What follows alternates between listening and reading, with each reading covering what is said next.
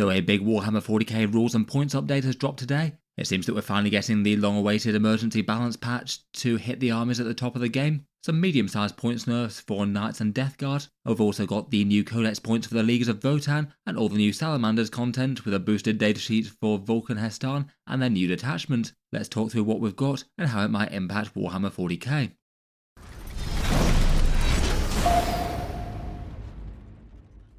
Hello and welcome back to Auspex Tactics, where today we're talking about some really quite big points changes to the game and going through the small slew of digital updates that Games Workshop's issued, which are basically for Salamanders, Leagues of Votann, Death Guard, Imperial and Chaos Knights.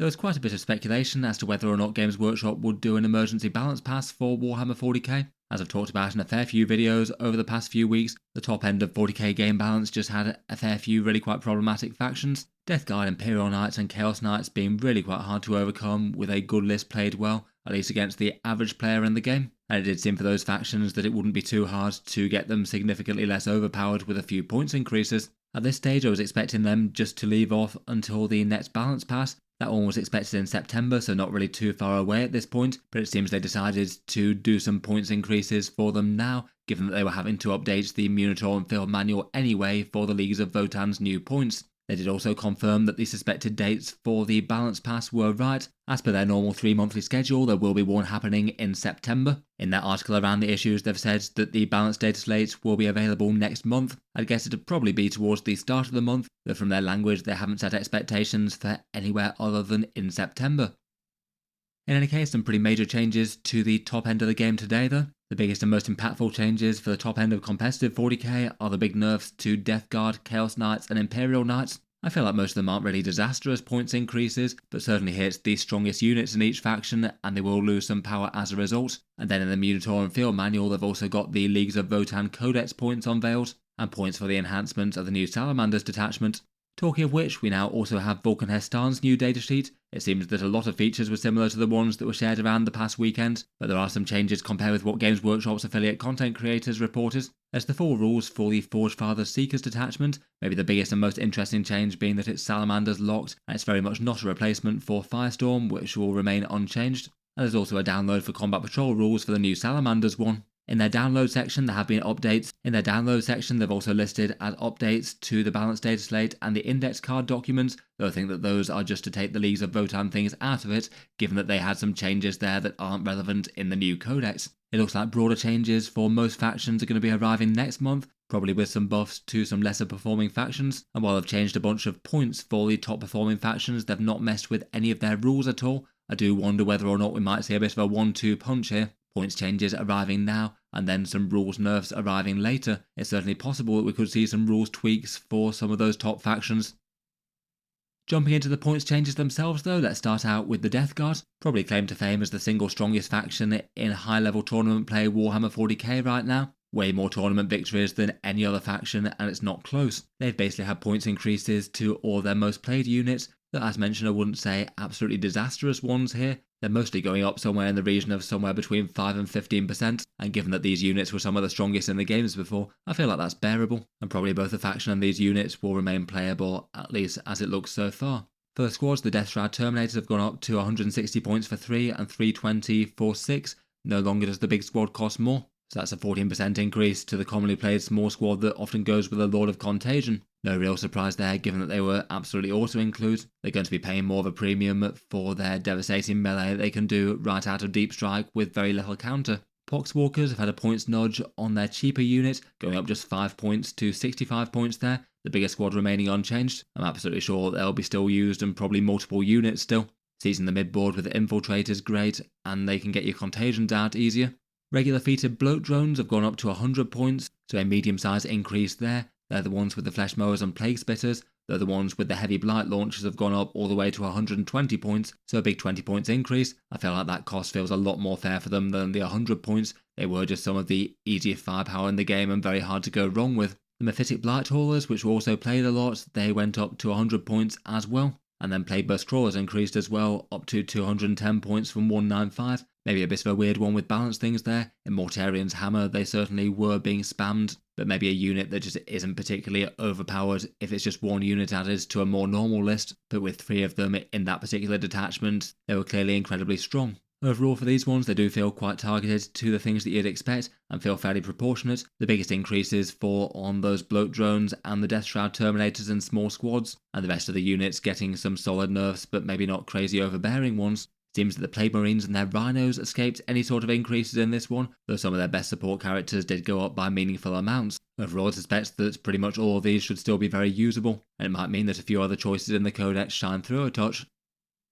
For the Death Guard characters, they also had really quite a lot of increases. The Terminator ones with Typhus, the Lord of Contagion, and the Lord of Virulence all go up 10 points. They're all very efficient data sheets, and I don't think that will stop them getting played for any of those. The Tallyman gets a fairly big relative points increase, jumping from 40 up to 50. I feel like that makes him a bit more borderline for just being sat at the back, all on his own, farming up the command points. I think he's still usable in that role though, if you want to play him that way. And then two of the best buffing characters for the Plague Marines went up. The Foul Blight spawned to 75 from 60. He's the one with the scary Plague Flamer and fights first. And then the Biologist Putrefy goes up to 60. He's the one with the critical hits on a 5+. The big Plague Marine damage combo really didn't take too much flack in this one though, particularly as neither the Plague Marines nor the Malignant Plaguecaster went up, so you can still have that damage combo jumping out of a Rhino, and maybe the Biologist Putrefy which has eaten a 15 points nerf. That overall combo is still just about as good as before.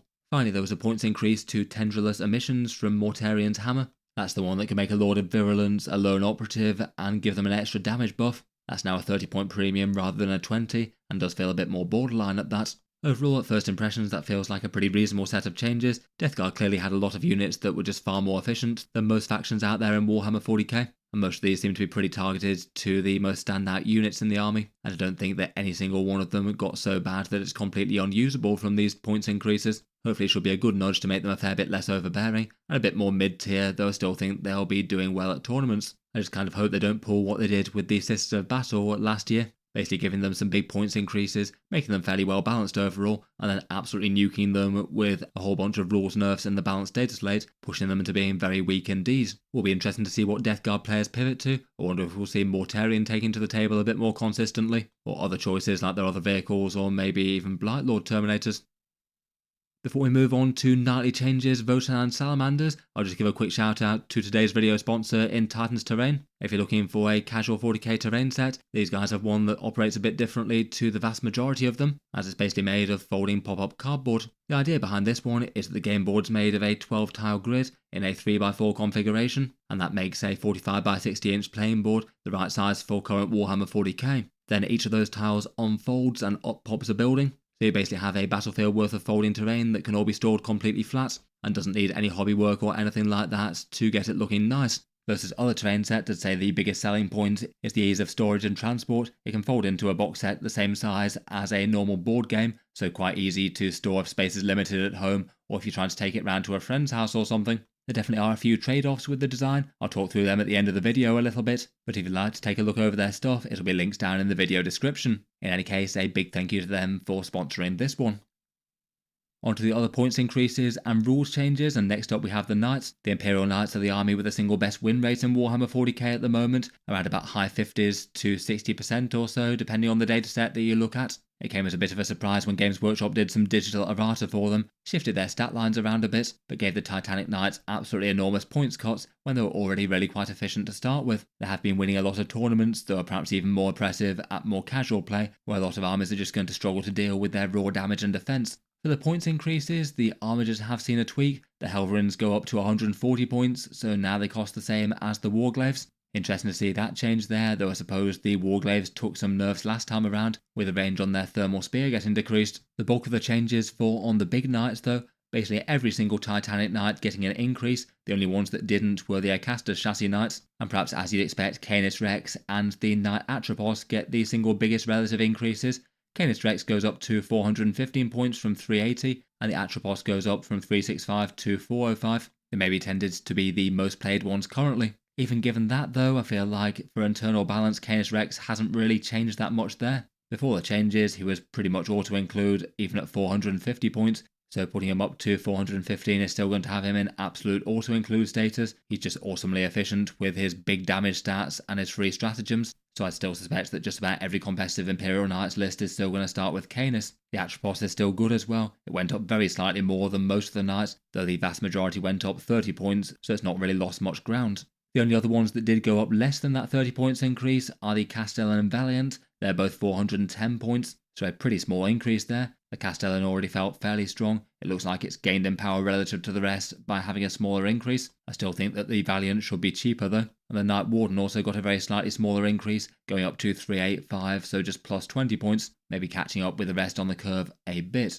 Otherwise, besides the Acastus chassis, every other Titanic Knight went up 30 points. That means that the Lancer is now 395, so is the Crusader, the Paladin, Errant and Gallant are all 375. And unfortunately they didn't decide to add any more favours to the Preceptor or the Acheron, which are lesser played. I feel like they certainly could have afforded to give those lesser points increases than the rest. Overall they went up by around about 8% or so, a tiny bit less than Canis and the Atropos, though not enough that I feel like it's really going to shift people away from those. Overall though, it certainly is a lot of points increases, a very clear solid faction nerf. Almost every choice that you can take has gone up by a meaningful amount. Maybe feels like the biggest winners out of this one are Canis Rex still being auto-include, the Castellans have gained once again, and the Armiger Warglaves have gained on the rest of the codex, staying still where the rest went up. I'd also still expect the Atropos to be one of the more played ones, even if it went up a bit more than some of the others. I guess Knights players are still waiting for their new codex to give them detachments and things. We've got no idea how long that's going to take. It seems to be delayed for some mysterious reason,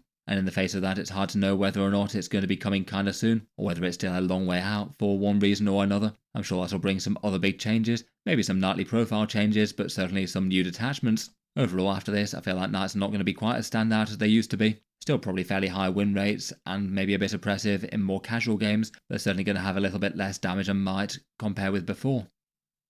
Next up for the Chaos Knights, they seem to be having tournament performance of at least fairly similar to the Imperials. Win rates almost equally high, not quite as many tournament victories, and certainly over the last few weeks they did seem like they'd dropped off a little bit relatively. Very slightly more middling stats than before. It seems that Games Workshop have treated them fairly similar to the Imperials though. One nerf to their one best War Dog, which was the War Dog Carnivore. That's gone up to 150 from 140. I still think we'll be fine at that points cost. They move fast and hit very hard. I still suspect they're going to be one of the very strongest of those, though maybe some more of the others might get a look in. The other War Dogs stay unchanged. Otherwise, for their Titanic Knights, they got a pretty similar swathe of changes to the Imperial Knights, roughly going up around about 30 points or so, depending on the variants. It seems the ones that went up a bit more than the others this time were the Atropos once again, and the Despoiler, which has been doing some horrendous things with dual Gatling cannons in the Infernal Lance. That's now 375, and the Chaos Atropos is 395. Then there were loads of knights that went up 30 points. The Rampager and Desecrator are both 365,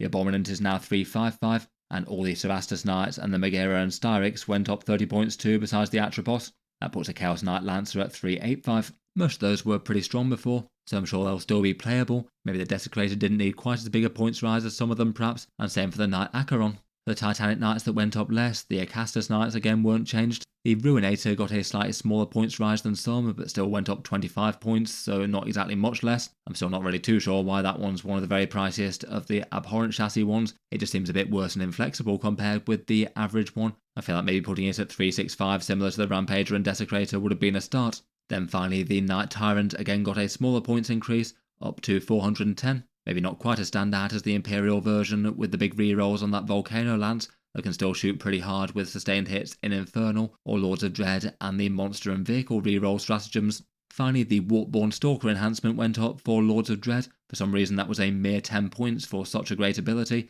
It's now 25 points. To be honest though, basically all of the enhancements in Lords of Dread are still really quite interesting and powerful, and that one's no exception, being able to warp a knight around the board and lay into the enemy with some extraordinarily heavy firepower. Overall feels kind of similar to the Imperials, a pretty broad but not disastrous nerf, the majority of points increases being in the sort of 5 to 10% kind of mark, and doesn't look like this is going to be bad enough to push the Chaos Knights back to War Dog spam, at least not at first impressions. Again, I would kind of wonder whether or not this might be backed up by some balance updates of one sort or another. Maybe the Lord of Dread core rule could be one option that they could tweak. But again, like the Death Guard, I'm not sure they necessarily need an enormous double nerf. It'd be interesting to see how much of an impact this has on their win rate and tournament performance.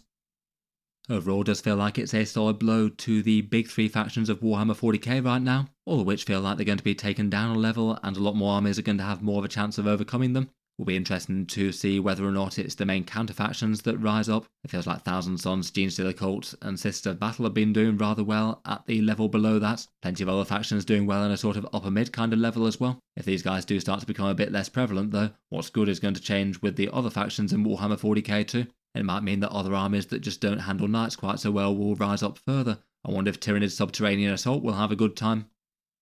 The points nerfs weren't the only changes to Warhammer 40k today though. As mentioned, there's stuff for the Salamanders and the Leagues of Votann, and there were some interesting clarifications around the Forgefather Seekers. The Forgefather Seekers is basically an altered version of the Firestorm Assault Force, clearly themed around the Salamanders even more. We'd heard about this from Games Workshop's affiliate content creators, which Games Workshop had decided to use to announce it last week, but now we get the full rules for the rest of us. Perhaps the biggest thing that I wasn't 100% clear about was how it was going to interact with the Firestorm Assault Force, particularly given that most of the rules are the same, but just a few are tweaked and updated.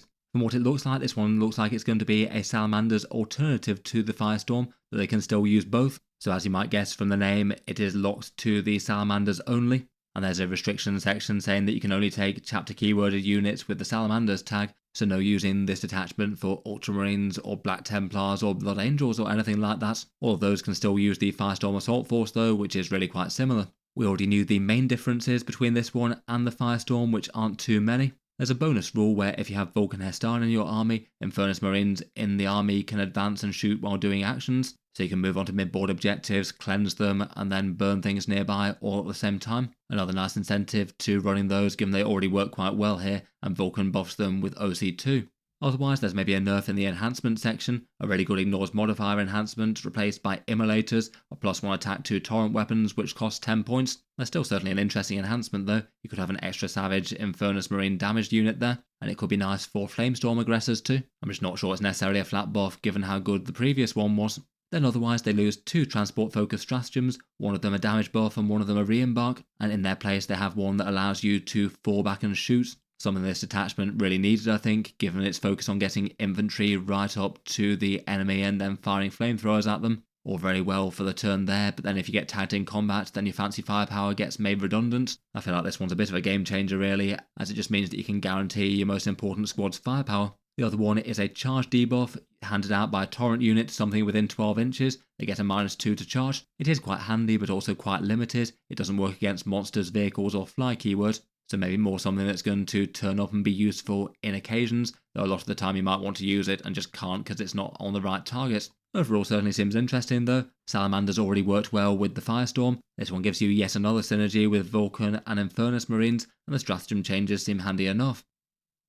Talking of Vulkan Hestarn, we now have his full new datasheet. It does seem they are going to be doing new ones for all of the characters, including the ones that already had datasheets like Darnath Lysander and this guy. The Forgefather Relic Taker of the Salamanders has generally quite similar rules, just a lot of small tweaks, and he remains 100 points unchanged, leading the same squads: Infernus Marines, Tactical Squads, Assault Intercessors, or Company Heroes. One of the interesting things for this datasheet was that there were reports that his Gauntlet of the Forge will be dropping down to D6 attacks. That doesn't seem to be the case here though. It's still listed at D6 +3, but just gains the pistol keyword, so that means it's basically a flat buff rather than a probable downgrade. And even means that you can fire both that and his bolt pistol at the same time, it seems. Otherwise, the Spear of Vulkan gains devastating wounds, maybe not going to absolutely change the world in melee, but it does just make him that bit fightier. The Seeker of Lost Relics gained a small boost. Previously it was triggered at the start of the game, now he can now nominate that objective when he's first set up on the battlefield, so I guess if he's arriving from reserve via drop pod with some Infernus Marines, or jumping out of a transport or something, then you could have a bit more flexibility, though I'd guess he'd still have one objective that he's aiming for. And one big question that I had that hadn't seemed to have been talked about was whether or not he had the Tacticus keyword. It seemed very likely that he would have, and indeed he does, making sense now he's got his more Primaris aesthetic armour. The other last question was whether or not he'd keep his Inspiring Commander rule. That's the one that's in the balanced data slate and allows him to give OC2 to Infernus Marines.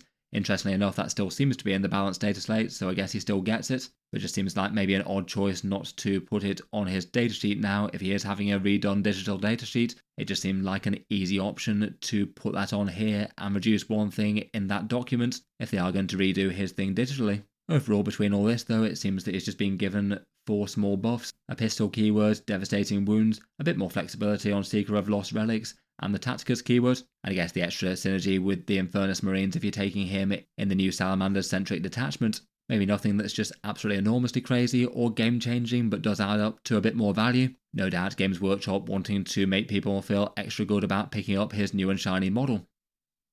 Finally, for the Salamanders, they've got rules for their new Combat Patrol box set, this one called the Pyroclasm Assault Force, as a very small self-contained rule set for the units in the box with some set war gear. Their core rule is Oath of Moment with just the reroll hits. The enhancement gives you either an OC debuff or reroll torrent shots for Adrax's unit, and then there's stratagems for an advance and shoot, a -1 to hit in melee, and a 5+ invulnerable save.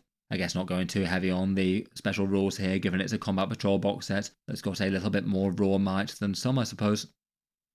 Finally, we've got the digital points releases for the Leagues of Votann, so that means that with the official points out, people can stop relying on either Codex printed points or unofficial shared points, and it means that people will be starting to take them to tournaments, not for the most part this weekend I suppose, but the Space Dwarves should be coming out in more full force in the weekend after. There's plenty of changes within the Votann Codex. It does feel like there's some big winners or losers between the points and the unit changes. After the squads, it feels like the Brockier Thunderkin did rather well. They've got the same points cost, punchy grav cannons, and really quite a massive damage boost on those conversion beamers, which you can have some interesting combos with.